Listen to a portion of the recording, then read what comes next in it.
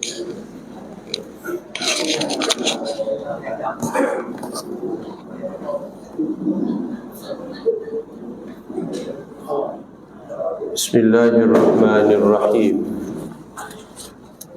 Assalamualaikum warahmatullahi wabarakatuh. Alhamdulillahi rabbil alamin.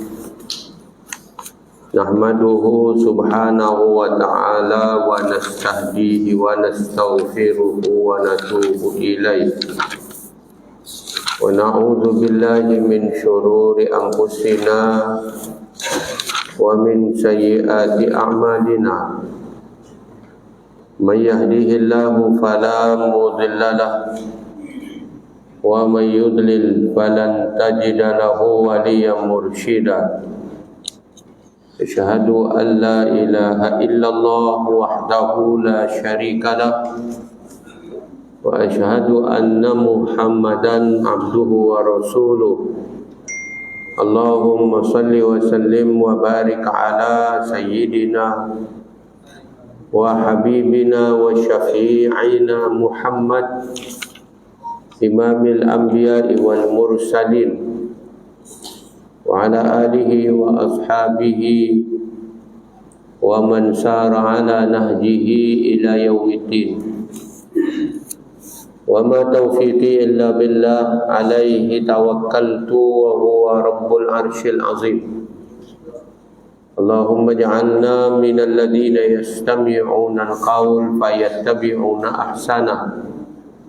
Allahumma ajirna minan nar. Allahumma amin.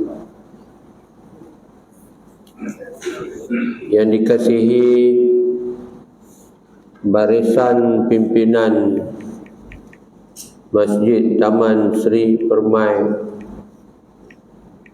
tuan-tuan pegawai, ahli-ahli jawatan kuasa,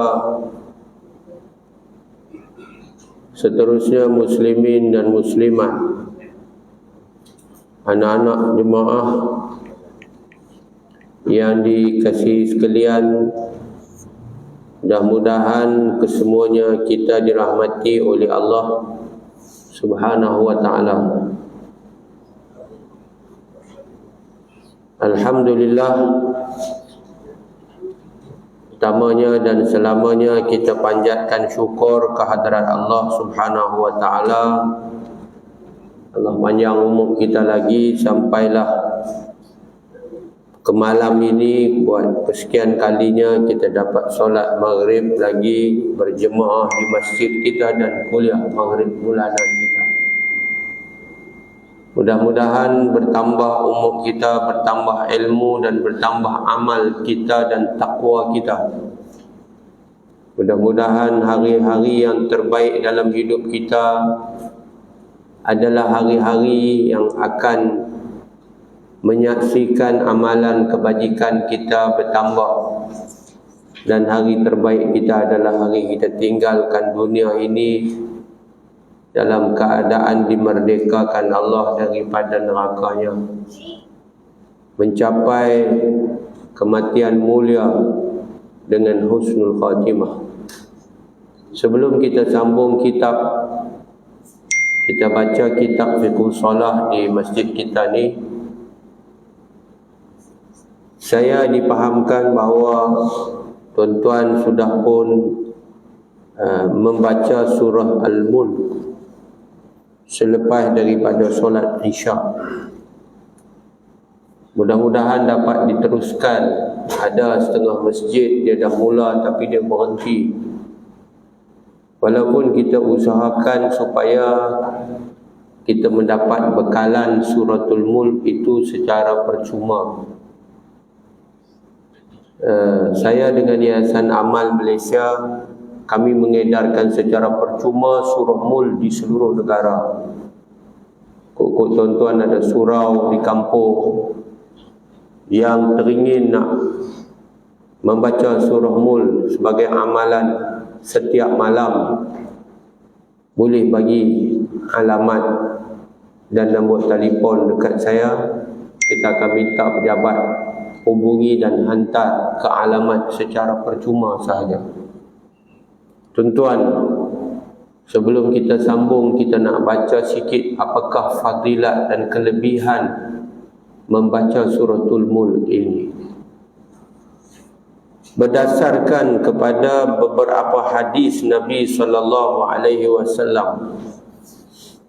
berkaitan dengan kelebihan surah Mulk ini, Nabi SAW diriwayatkan oleh Al-Imam At-Tirmidzi dan Abu Daud.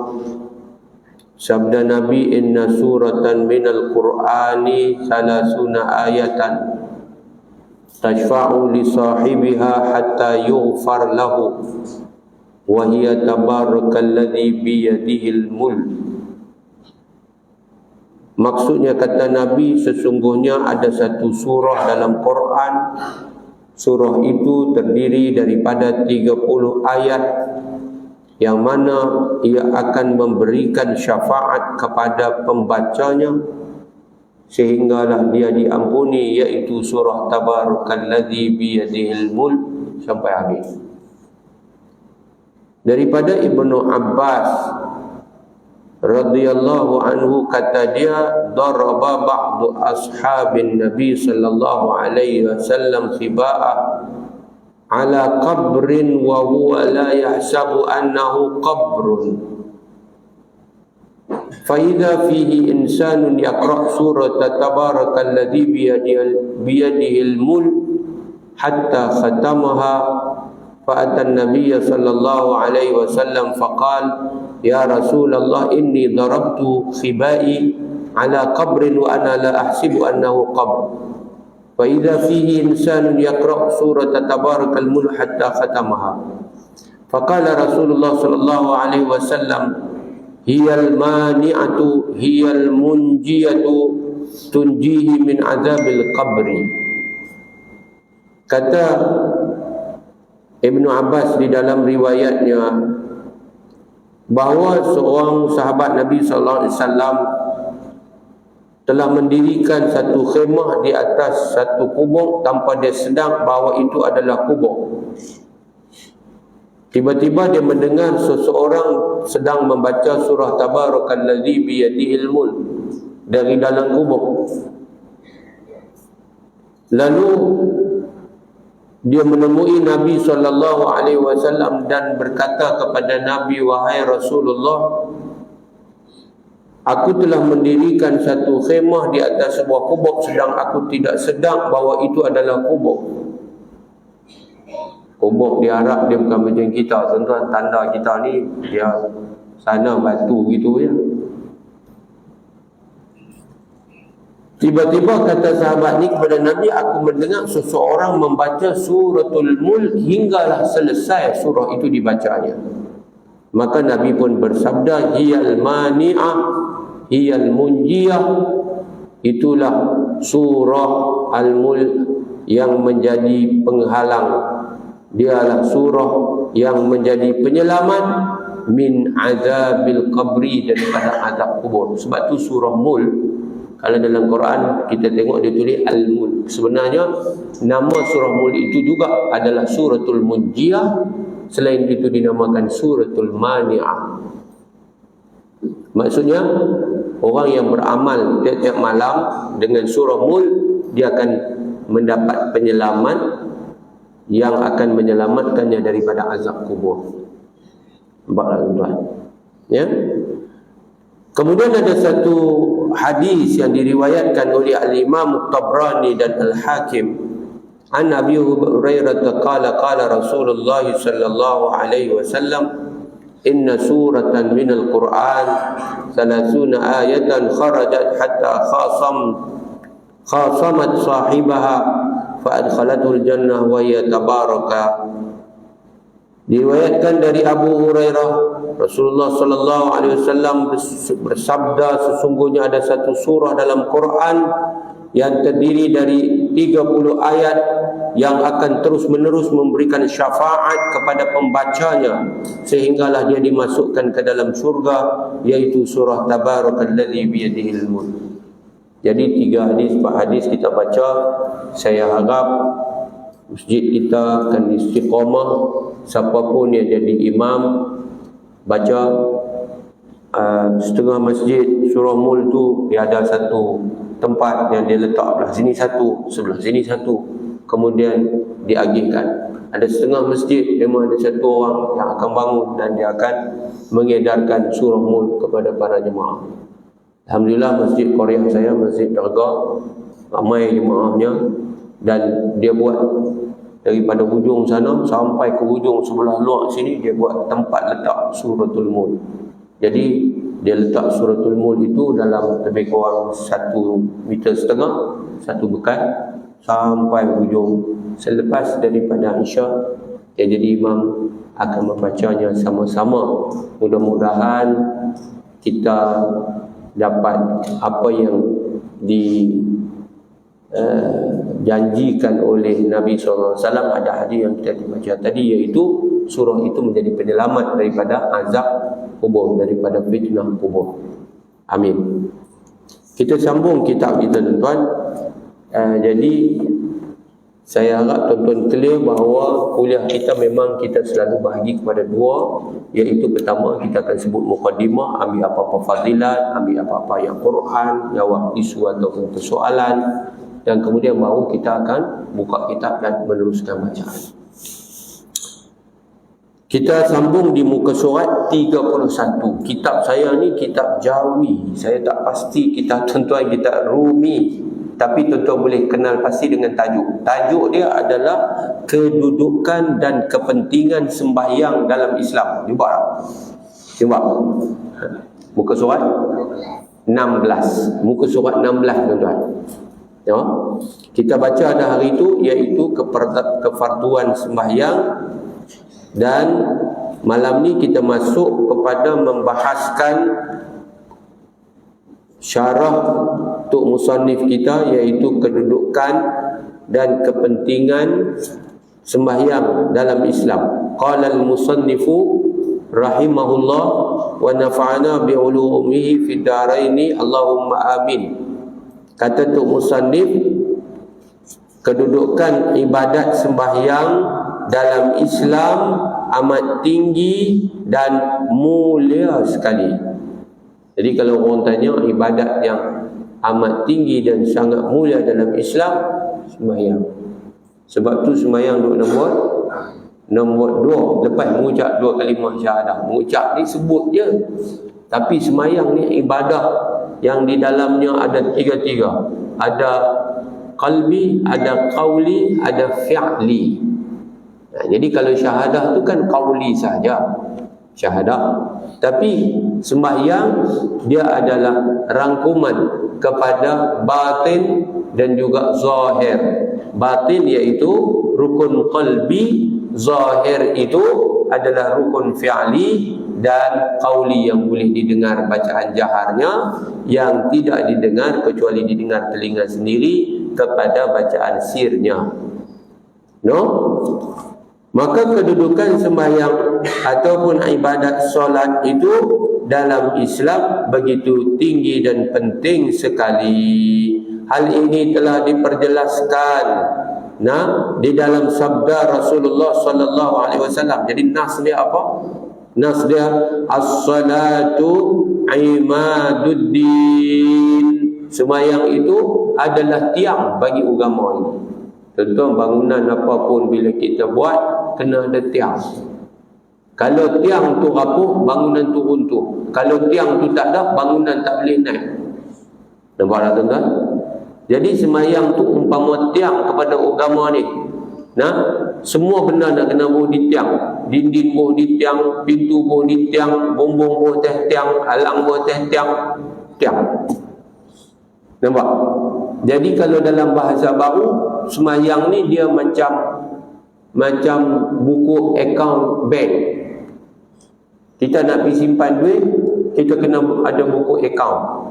Jadi kalau kita pergi di bank, kita nak bubuh duit, nanti pegawai bank tanya, akaun buka ada lagi. Jadi kita tak boleh pandai-pandai pergi nak pergi cucuk, nak pergi bubuh, tak boleh. Pakai mesin pun tak boleh, pergi kat khani pun tak boleh. Bawa lah duit banyak mana pun, dia nanti tanya, akaun ada tak ada? Kalau kita abang akaun tak ada, minta maaf cik kena buka akaun dulu, nak ambil orang buka akaun. Jadi akaun itu apa dia? Semayang, puasa ke, zakat ke, haji ke, umrah ke, nak buat tak? Sedekah ke, nak buat tak? Semayang tak buat. Semayang ni tuan-tuan, dia punya dahsyat besarnya semayang, sehingga amalan lain akan diterima kalau semayang tu ada. Semayang tak ada, halin kolaps. Sebab tu man aqamaha faqad aqama ad-din. Nabi kata siapa diri semayang, dia dirikan agama dia.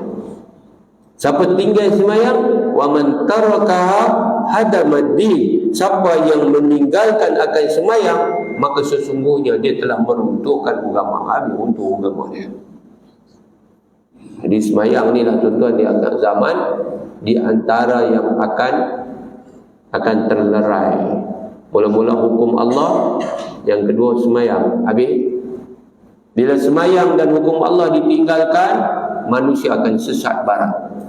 Manusia akan semakin jauh dan semakin jauh. Hati-hati tuan-tuan.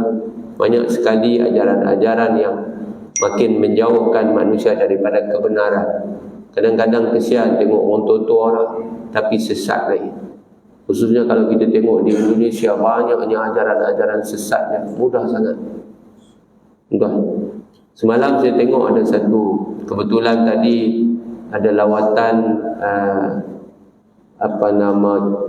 lawatan daripada ulama-ulama Aceh Tenggara ke pejabat yang amat besar. Jadi saya sebagai ketua agama MB tak ada, MB ada di Unisham bersama tuanku.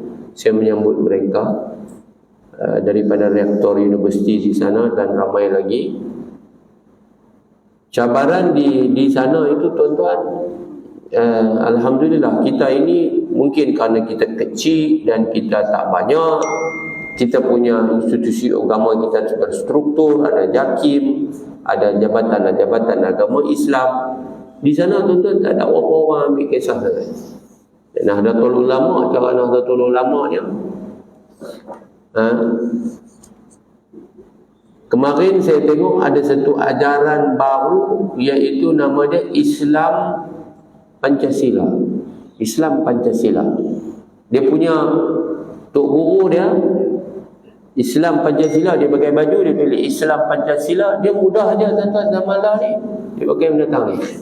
Tetapi yang dahsyatnya ada pengikut, ada orang percaya. Orang tua-tua orang pakai kain kelunggung, menari dengan dia. Kita pun sedih tengok. Dia apa dia ajaran Islam Pancasila? Dia kata kalau orang lain nak masuk syurga, ajaran Islam Pancasila tidak mau masuk syurga. Kami menolak daripada masuk syurga kerana kami hanya ikhlas untuk beribadat kepada Tuhan yang Maha Esa. Jadi kalau orang lain mau minta-minta mau masuk syurga, kami enggak mau masuk syurga. Dia kata macam tu ajaran dia. Ada orang percaya? Padahal jelas-jelas dalam Quran ajak kita apa dia, Nabi ajak kita apa dia, minta syurga tak? Syurga. Tu yang kita duduk minta Allahumma inni as'aluka ridhaka wal jannata. Siapa ajak? Nabi ajak kita. Nas'aluka itu maknanya apa? Kami minta darimu ya Allah. Ridhaka, ridhamu, wal jannah, syurga. Minta syurga. Tapi mereka tak mau masuk syurga. Tak mau masuk syurga.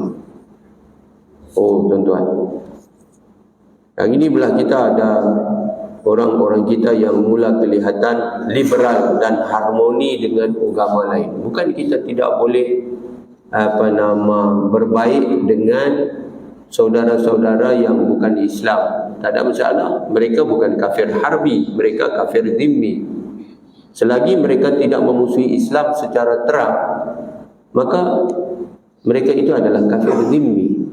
Kita tidak boleh menginaya, berlaku zalim dan tidak adil kepada mereka. Bila mereka berada dalam negara Islam, maka maruah mereka dipertahankan. Nampak? Tetapi janganlah sampai jadi liberal macam Indonesia. Hati-hati. Baru ni satu orang terkenal dalam agama Kristian, nama dia Pop, Kristian Ortodoks di Rom, pergi ke Indonesia. Sampai di Jakarta, dia disambut di Masjid Istiqlal, masjid terbesar di Jakarta, masjid terbesar Indonesia, bahkan di antara yang terbesar di dunia, Masjid Istiqlal. Tuan-tuan, imam besar dia sambut Pop. Ada menteri agama dia dalam tu, ada lagi kementerian lain hadir dalam tu, ada para jemaah. Jadi bila makmum melihat imam mereka begitu memuliakan Pop, imam ni dengan serban ni cium dahi Pop. Bila tu imam cium dahi makmum nak cium dahi tak sampai lah kot kan. Tapi makmum orang Islam cium tangan Pop. Jadi imam cium dahi, makmum cium tangan. Itu sudah lebih. Dia seorang yang mensyirikkan Allah, dia mengajar orang syirik Allah, dia memurtadkan orang Islam. Tiba-tiba kita pergi cium dahi dia, kita cium tangan dia, agak-agak lah kot. Nampak? Kita boleh terima dia hadir sebagai tetamu di masjid, tak ada masalah. Tapi lakum dinukum waliyadin. Itu kita harap dia tak sampai ke Malaysia ajaran yang macam tu. Sebab tu Islam ni dia ajak kita izzah, rasa mulia sebagai seorang Islam. Jangan sampai kita merasa lekeh Islam ni, tuan-tuan. Kadang-kadang di setengah tempat tu orang bukan Islam ni bagui, tuan-tuan. Memang betul. Saya ada yang dah mati pun ada. Saya cukup kagum dengan Profesor Ko K. Kim dulu, tuan-tuan ingat? Tan Sri Lee Lam Tai, itu semua bagus punya orang. Tapi kita tak boleh, kerana nak ambil hati dia, kita tak boleh kata tak apa Tan Sri, you buat bagus dah. Tak apa Tan Sri, kita semua nak pergi syurga. Tak boleh. Kita tak boleh sampai begitu. Ni macam di dekat jalan Nabi Simpang 4. Saya duduk mengajar ada satu masjid, nama dia Masjid Taqwa. Lepas Simpang 4, sebelum tu Masjid A'la Batu Nam. Jalan sebelum Simpang 4 tu, tuan-tuan tengok ada satu kelang beras doktor besar. Macam kubah masjid tu. Tokek dia Cina. Tapi tuan-tuan tahu, Cina tu punya bagus. Di Masjid A'la tu, bekalan beras ni sentiasa. Untuk siapa? Untuk anak Korea. Siapa bagi? Tokek Cina tu bagi.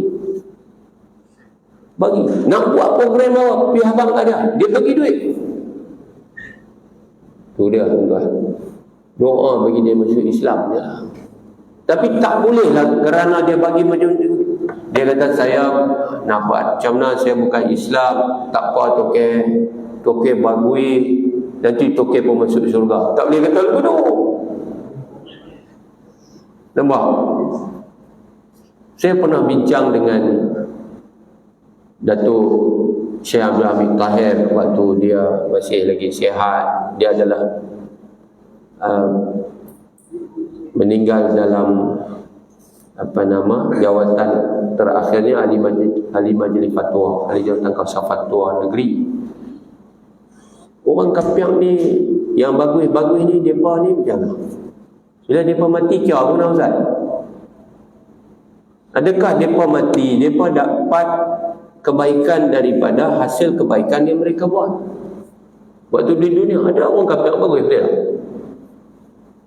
Kadang dia tu sampai tak makan daging, tak makan berdarah, tak makan sayur. Nampak? Cukup bagusnya.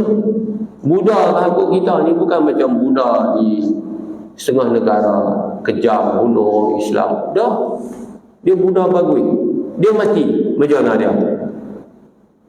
Maka dalam Islam, orang bukan Islam dia bila mati minta ampun dekat dia pun tak boleh. Kita boleh hormat dia sebagai seorang insan saja. Dia adalah hamba Allah. Nabi pun bila seorang Yahudi mati, Nabi berdiri kerana apa? Kerana menghormati kematiannya, jiran Yahudi itu. Tapi bukan mendoakan keampunannya. Tak boleh. Doa keampunan tak boleh.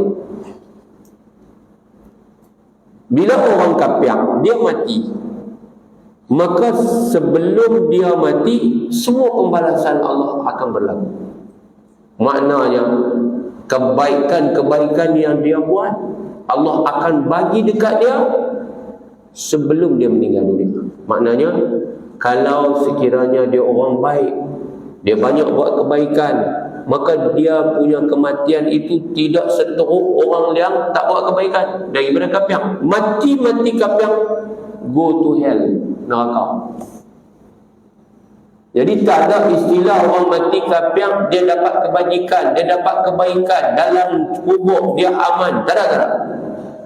Masa dia nak mati tu, kalau kena pukul dari depan, dari belakang, dari kanan, dalam Quran cerita macam mana malaikat akan seksa orang yang kafir ini sebelum dia mati. Maka keringanan diberi pada ketika sebelum mati. Mati habis, dia akan kekal dalam neraka, dia akan diazab Allah Subhanahu wa taala.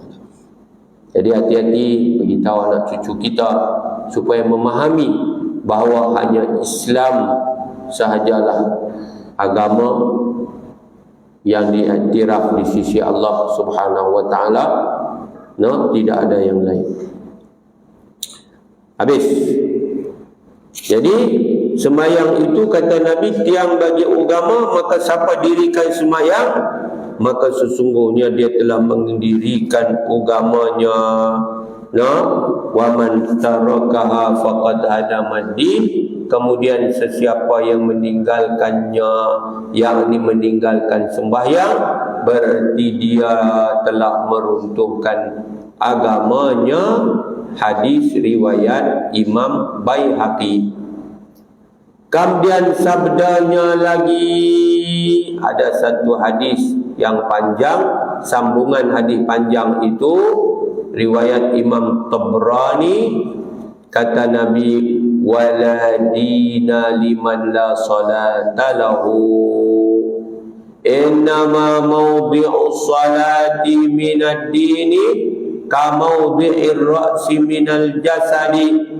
Maksudnya, dan tiada agama bagi orang yang tidak menunaikan semayang. Allahu Akbar, tuan-tuan. Sebab tu banyak hadis-hadis tentang semayang ni. Beza orang Islam, orang kafir semayang. Dalam hadis ni Nabi kata tidak ada agama bagi orang yang tak semayang. Oh, dahsyat, tuan-tuan. Ni zaman ini berapa ramai yang sudah tak ambil berat semayang.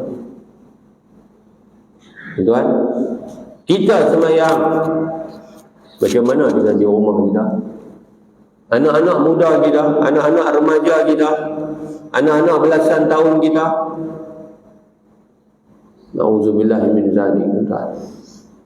Kita kena gelut untuk mereka itu menjadi anak-anak yang lekat semayangnya, dengan selalu memberikan mereka peringatan, nasihat agama, wasiat iman. Kena pesan. Pasal apa? Pasal hari ini sudah ramai yang tak peduli, tak ambil berat semayang. Kadang kerja lah, nikah lah, ada anak, dia tak semayang. Kadang dah sampai umurnya Tok Wan tak semayang. Allahu Akbar. Ni akhir zaman ni, tuan. Sedangkan Nabi kata innama mawdi'us salati minad din ka mawdi'ir ra'si minal jasad. Sesungguhnya kedudukan sembahyang itu dalam agama Islam diibaratkan seperti kepala kepada tubuh badan. Maksudnya sembahyang macam kepala dan Semayang itu yang duduk di tempat kepala, ibadat-ibadat yang lain duduk tempat anggota-anggota yang lain. Tuan-tuan, kalau tak ada tangan boleh hidup, kalau tak ada kaki boleh hidup, betul tak? Ada orang tak ada kaki, tak ada tangan boleh hidup, tuan-tuan? Ada. Tuan-tuan bisa tengok tak orang Timun, dia panggil dulu kan, dia tangan tak ada, tangan pun tak ada, tangan je, kaki pun tak ada, kepala ada, dia duduk atas tu, duduk macam ni, orang lah suap mulut dia, boleh hidup. Tak ada tangan, tak ada kaki boleh hidup. Tapi ada tak orang tak ada kepala boleh hidup? Ada. Takat ni tak jumpa lagi kan. Kalaulah kita dengar orang bagi salam, kita tengok-tengok kau tu tangan tak ada, orang tak boleh tuan? Orang. Tengok-tengok tangan tak ada, kaki tak ada, orang tak? Orang. Tapi kalau orang tu ada kaki, ada tangan, ada badan, kepala tak ada, tuan-tuan nak pergi salam dengan dia kah? Dia suruh tangan. Tuan-tuan lambung balik lah tuan-tuan. Hak tu bukan orang lah, hantu mak limah dah tu. Pasal apa? Tak ada manusia boleh hidup tanpa kepala. Sebab tu hukum dalam Islam, hukum hudud, apabila qisas, bunuh balas, adalah dipotong kepalanya, tidak dipotong tangannya. Potong tangan kalau mencuri, no. Tapi kalau membunuh, hukum bunuh balas adalah potong kepala. Sebab bila dipotong kepala, tak ada siapa boleh hidup. Dan itulah yang paling cepat mati. Sebab tu bunuh, kalau potong kepala ni dia cepat mati. Sebab putus-putus tu dia mati, putus nyawa dia. Berbanding dengan cara yang lain. Tuan-tuan, nah, maka fahamlah kita bahawa orang yang tak semayang itu adalah umpama orang yang tidak ada agama baginya. Hang ni agama apa? Ni tak mayang ni. Dia tahu agama Islam lah. Mayang wajib ke tak? Dia kata wajib lah. Antu pasal orang tak mayang, dia kata malas. Maka hukumnya dosa besar dia, kerana dia tak semayang. Tapi kalau ditanya hang ni agama apa? Islam. Hang semayang ke tak? Tak semayang. Pasal bang tak semayang, dia kata semayang dulu wajib, dah tak wajib lah. Pasal bang kata tak wajib, dia kata lah berlaku tak dan, kira tak wajib lah. Contoh tuan, maka jatuh kapiak dia. Walaupun dia mengaku tadi kata dia Islam, dia telah pun menolak kewajipan sembahyang yang disebut maklum binaddin bidarurah. Siapa yang menyatakan yang wajib jadi tidak wajib, mengharamkan yang halal, menghalalkan yang haram, maka terkeluarlah dia daripada Islam. Tapi insya-Allah lah dekat ni dia pun tak kata lagu tu. Kerana dia tak semayang pun, dia tak sampai kata Islam tu tidak wajib. Cuma kita bimbang dengan perkembangan di mana ajaran-ajaran baru ini yang menyebabkan mereka semayang-semayang tetapi mereka sudah rosak akidah. Na'udzubillah. Nah, seperti sebagai contoh, satu orang yang lari ke Australia bersama dengan suami dan beberapa orang anak dia. Dia buat pendedahan. Dia kata sebenarnya di Malaysia tidak ada kebebasan dalam agama. Wanita ini murtad. Suami dia seorang bekas pelajar masyhur Pulau Pinang, sekolah Arab, bekas staf kerajaan, lari daripada perkhidmatan, murtad ikut isteri, lah berlindung di Australia. Perempuan ni mendedahkan bahawa oleh kerana tidak ada kebebasan dalam agama di Malaysia, maka ramai orang-orang Islam yang menyembunyikan kemurtadan mereka. Na'udzubillah. Dia kata mereka semayang tapi berlakon. Mereka pakai tudung, dalam tudung ada salib. Na'udzubillah. Beberapa bulan lepas saya pergi ke Pulau Pinang. Saya jumpa dengan seorang yang terlibat dalam NGO di Pulau Pinang. Dia kata dia buat kajian di lapangan. Dia dapati sejumlah laki-laki dan perempuan yang bekerja di kilang-kilang di Pulau Pinang murtad, jadi Kristian. Saya kata Dengar orang habaq ke? Tengok sendiri. Dia kata, saya yang buat kajian ni. Saya berada di lapangan. Saya tanya, kenapa dia murtad? Dia buat apa? Macam mana dia murtad? Sebab dia kata, yang saya terkejut, beberapa perempuan yang murtad ini asalnya mengaji di sekolah agama. Murtad. Jadi Kristian. Saya kata, pasal apa dia boleh jadi mudah jadi Kristian? Dia kata, Kristian masuk dengan cara kalau laki-laki murtad kerana percintaan. Maknanya, wanita Kristian mendekati laki-laki Islam, trap mereka dalam falling in love, kemudian jadi kekasih murtad. Perempuan murtad dengan sebab mereka ini ditrap dengan gejala lesbian yang teruk. Lesbian. Musahaqah. Na'udzubillah. Tuan-tuan, tolonglah.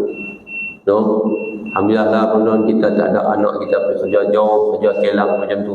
Dulu ada anak saya seorang, balik-balik kerja tak ada, dapat kerja Kelang di Pulau Pinang. Pi dah. Tapi Allah siamlah sampai dapat kerja sini. Balik. Pasal apa? Kajian juga dibuat. Tak ramai perempuan Islam pakai tudung elok, bagui, pergi kerja Kelang, boleh tahan. Tak boleh tahan. Dia duduk dalam environment yang tidak sihat. Dia duduk dengan kawan-kawan dalam satu rumah sewa. Mereka tu dengan social life mereka tu dengan sat lagi boyfriend main duk ambil, keluar pergi makan, keluar pergi berjalan. Mereka punya keadaan persekitaran tidak sihat mempengaruhi seorang wanita Islam yang asalnya committed terbalik juga. Na'udzubillah.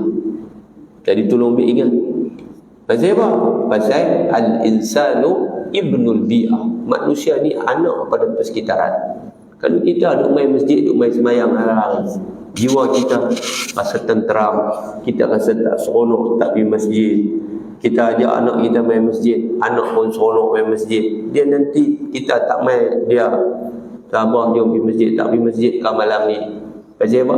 Dia hidup dengan bi'ah. Sebab tu siapa awak balik masjid pergi di rumah, dia boleh tahan lama. Kita panggil iklim ad-dini. Iklim agama tu bukan hanya dalam masjid, tapi di luar masjid. Di rumah ada iklim agama. Quran ada di masjid, Quran ada di rumah. Sejadah ada di masjid, sejadah ada di rumah. Telekung ada di masjid, telekung ada di rumah. Ada orang sejadah pun tak ada di rumah. Ada. Maksud ada sejadah di rumah, dia semayang di rumah. Maksud ada Quran di rumah, dia baca Quran di rumah. Nampak? Tu iklim agama. Kalau orang tu makin kuat pegang pada agama, makin dekatlah dia dengan Allah. Tapi bila keluarga itu jauh daripada agama, maka jauhlah dia dari Allah, berarti jauh daripada rahmat Allah. Rumah saja besar, rumah saja elok, tapi macam nak aban, macam nak runtuh, rumah tu usang sebab tak ada semayang dan tidak ada Quran yang dibaca di dalamnya. Tuan-tuan, sebab dulu orang kampung dulu miskin, susah, no? Tapi Masya Allah, Ustaz, malam-malam lepas maghrib dengar rumah ni baca Quran, rumah ni baca Quran, rumah ni baca Quran. Waktu tu tak ada radiogram apa, no? Lah ni setengah tempat masjid surau pun tak hidup. Tak hidup, tuan-tuan. Tambah di kawasan yang kita panggil agak susah, macam penempatan yang dibantu kerajaan, kita buat rumah PPRT, kita buat Velcro, kita buat, kerajaan buat semua, no? Kita buat rumah-rumah kedar, no? Saya duk terlibat juga dengan mereka, tapi geleng kepala, no? Pengurus dia lah naik lapi sapu, tik cicak penuh, siapa pun tak pergi tengok, siapa pun tak semayang. Bila kita pergi baru dia pamai, pasal kita bawa makan, bawa duit. Malang lah. Nak lebih kurang orang-orang asli yang mereka itu dulu tidak Islam, masuk Islam. Orang-orang duduk di Sabah, Sarawak yang kita bawa bantuan, kita pergi bagi, mereka pun seronok, mereka pun semayang. Saat lagi main orang lain, mereka terima pula. Takkan lagu tu. Tapi itulah berlaku. Kerajaan, agensi kerajaan buat kami punya elok, tapi usang. Pasal apa? Tak diimarahkan. Ni macam kita ni. Alhamdulillah, imarah. Cuba bayangkan, ada setengah masjid dengan 2 orang pun dah. 2 orang. La haula wala quwwata illa billah. Nah, jadi maudhi'us salah, tempat semayang itu minad din, daripada agama, ka maudhi'ir ra'si minal jasad, seperti tempat kepala daripada jasad. Maknanya kalaulah dalam agama orang tu orang semayang, maka agamanya akan dapat disempurnakan dengan yang lain-lain daripada kewajipan dan tuntutan agama. Tapi kalau dia tak semayang, hak lain dia buat, tidak ada maknanya. Kerana sembahyang itu adalah tiang kepada agama, tidak dilaksanakan. Seperti manusia itu bukan punya cantik, baju kot dia, lengan panjang dia, cincin di jari manisnya, no, kasut berlit dia, no, selok bentelun dia, saih tak patah dia, tiba-tiba kepala tak ada. Tiba-tiba kepala tak ada, mati dia, tak hidup dia. Gitu. Hadis riwayat Al-Imam At-Tabrani daripada Ibnu Umar radhiyallahu anhuma, dan At-Tabrani meriwayatkan lagi sabda Nabi sallallahu alaihi wasallam, awwalu ma yuhasabu alaihi al-'abdu yaumal qiyamati as-salatu, fa in salahat salaha sa'iru 'amalihi wa in fasadat fasada sa'iru 'amalihi. Bermaksud, kata Nabi, awal-awal perkara yang dihisab atas hamba itu pada hari kiamat ialah sembahyang. Jadi sembahyang inilah pertama-pertama yang akan dihisab, no? Akan dihitung, akan dikira. Maka sekiranya ianya elok, niscaya eloklah lain-lain amalannya, yakni diterima oleh Allah. Jadi kalau semayang tu ada, semayang tu elok, semayang tu betul, semayang diterima, hak lain diterima. Boleh tuan? No? Mana dengan syarat-syarat lah. Hak lain diterima tu dengan syarat-syarat juga. Kalau dia puasa tak betul pun tak terima juga. Zakat, puasa, haji, umrah, sebagainya. Kalaulah semayangnya elok, hak lain akan diterima daripada amalan. Dan sekiranya ianya semayang itu rosak, niscaya rosaklah lain-lain amalannya, yakni ditolak oleh Allah Subhanahu wa taala. Jadi jangan main-main semayang, tuan. Besarnya semayang ini. Jadi kalau kita semayang tiru-tiru, nanyalah kita. Kerana ibadat semayang tak boleh tiru-tiru. Dia kena dengan ilmu. Kena dengan ilmu. Memang di zaman ni ramai yang copy and paste sahaja. Ya, akhirnya dia buat dalam keadaan dia tidak mempunyai pengetahuan tentangnya. Lepas tu bila kita nak pergi Mekah, kita nak buat haji, kita diberikan kursus haji. Bila kita nak pergi Mekah, nak buat umrah, kita diberikan kursus umrah. Sedangkan ramai orang dia mula semayang dalam keadaan dia hanya berdasarkan apa yang dia mengaji masa sekolah rendah dia dulu aja. Dia balas gitu aja. Dia mengaji kat ustazah-ustaz dia, itulah yang dia pakai. Yang kadang-kadang hak dia dengar lagu lain, ustaz abang lagu lain, hak dia buat lagu lain. Sudah. Muslimin muslimat dirahmati oleh Allah Subhanahu wa ta'ala sekalian. Habis dekat tu kita akan sambung nanti. Sebelum kita selesai, ada satu persoalan ditanya tentang pergerakan lebih daripada 3, ya, iaitu dalam perkara yang batalkan semayang, bergerak 3 kali berturut-turut. Ada satu klip di dalam YouTube, seorang ustaz muda dia bagi tahu kata ramai orang tak sedar kata berlaku batal sembahyang kerana telah berlaku pergerakan lebih daripada 4 kali, lebih daripada 3 kali apabila seorang itu mengangkat tangan ketika di tempat yang bukan tempat angkat tangan. Dan kita angkat tangan ada beberapa tempat. Kita angkat tangan Allahu Akbar waktu kita nak turun daripada qiyam kepada rukuk kan, Allahu Akbar, kita angkat tangan, sunat. Sami Allahu liman hamidah, sunat. Lagi kita naik daripada rakaat yang kedua, tahiyat awal, sunat, Allahu Akbar kan. Dia ada 4. Yang pertama tadi takbiratul ihram. Tetapi ada orang yang tersilap, dia angkat tangan pada bukan tempatnya. Tuan-tuan tak bisa tengok, kadang-kadang berlaku kan, dia naik rakaat ketiga, dia angkat tangan, no? Kadang-kadang semayang sujud sajadah, nak turun sujud sajadah, dia angkat tangan. Sebenarnya bukan tempat angkat tangan di situ, bukan tempat angkat tangan.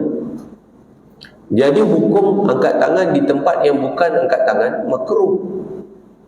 Tetapi ustaz ni kata batal semayang. Kenapa batal? Dia pun terang. Kerana bila orang tu angkat tangan Allahu Akbar, dia kata sudah berlaku 4 pergerakan di situ. 1, 2, 3, 4. Tengoklah. 1, 2, 3, 4. Dia bilang lagu tu memang betul ya? 4 suruh. Soalannya betulkah begitu? Jawapannya tak betul begitu. Sebenarnya baru 2. Sebab satu itu dikira angkat dan turun. Baru 1. 1, 2, 3, 4. Hak dia kira. Yang sebenarnya 1, 2. Baru 2. Jadi tak batal lah semayang. Supaya tuan-tuan clear dekat situ. Jadi pergerakan bukan dikira dengan 1, 2. Tetapi 1 tu adalah angkat dan letak. Sama kita gerak tu 1, 1. Bukan 1, 2. Tuan-tuan. Jadi insyaAllah kita akan sambung dekat paragraf yang bawah dalam siri kuliah kita yang lagi akan datang. Alhamdulillah taufiq. A'udzubillahi minasyaitonir rajim. Bismillahirrahmanirrahim. Alhamdulillahirabbil alamin. Allahumma shalli ala sayyidina Muhammad wa ala alihi washabihi ajmain. Mahdi qaumana fa innahum la ya'lamun. Allahumma 'allimna ma yanfa'una wanfa'na bima 'allamtana. Allahumma zidna ilma rabbana atina fid dunya hasanah wa fil akhirati hasanah wa qina adzabannar. Sallallahu wasallam alaihi walhamdulillahi rabbil alamin. Subhanakallahumma wa bihamdika asyhadu an la ilaha illa anta astaghfiruka wa atubu ilaik. Bismillahirrahmanirrahim.